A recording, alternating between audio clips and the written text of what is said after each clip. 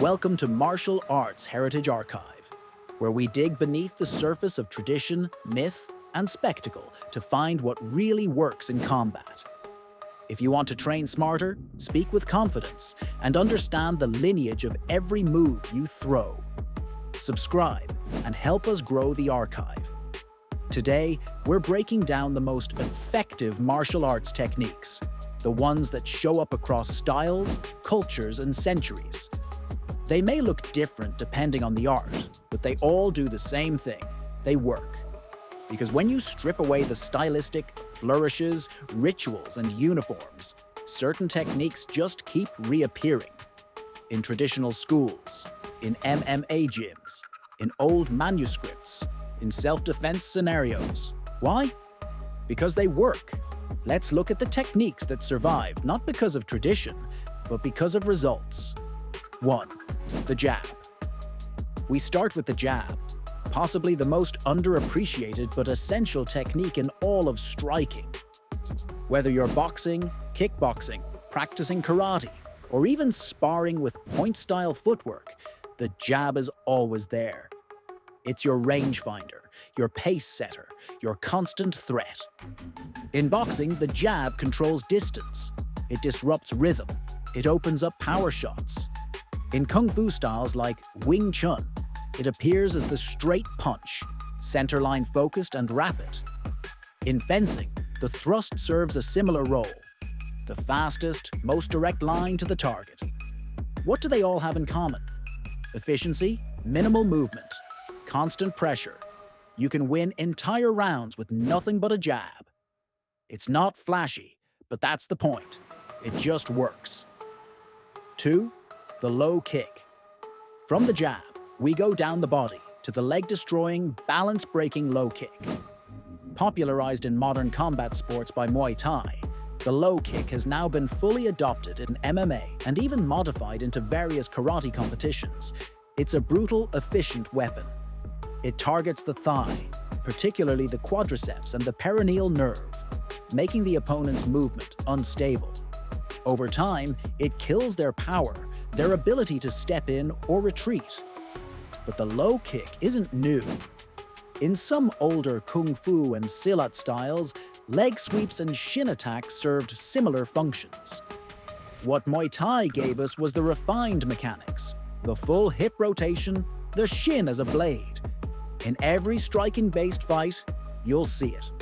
Because once the legs go, the fight's over. 3rd, the rear cross, straight right, reverse punch. If the jab is the scalpel, the cross is the hammer. The rear cross, known in karate as the gyakuzuki, or reverse punch, is a fundamental power shot across disciplines. It's biomechanically sound, energy efficient, and capable of ending fights. It shows up in boxing, kickboxing, taekwondo, and nearly every striking art with a linear foundation. Why? Because when thrown correctly, with rotation from the hip and full shoulder engagement, it delivers the highest velocity and impact relative to effort. Bruce Lee talked about emotional content behind a strike. This is the one: simple, direct, and devastating. 4th, the front kick, shish, push. Kick, shish, teep. Front kicks go by many names, but their purpose is universal: create space and control range.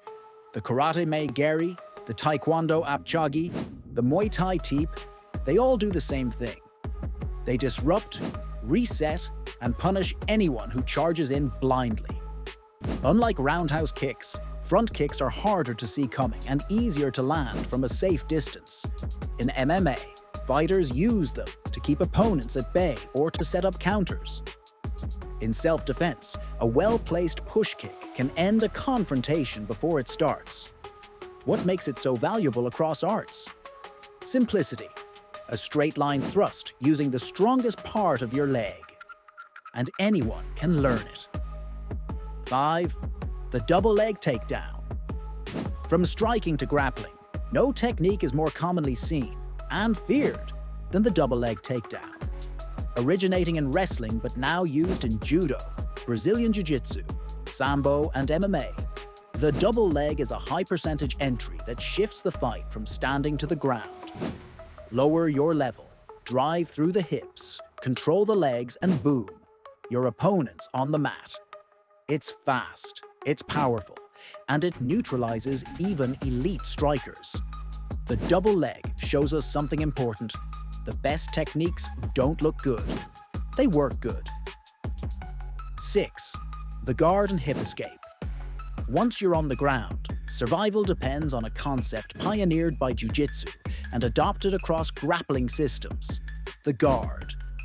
The idea is simple. Use your legs to control the opponent from your back, neutralizing strikes, sweeps, and submissions. But the real key is movement.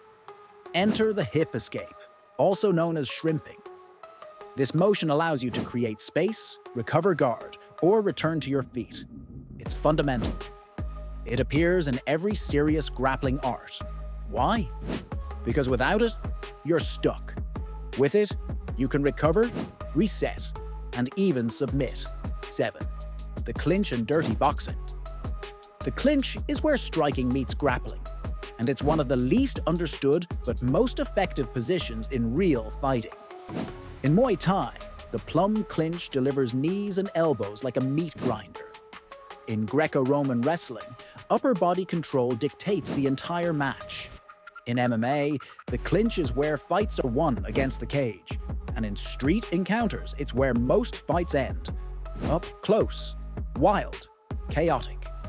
Clinch control lets you strike, manipulate posture, and shut down aggression.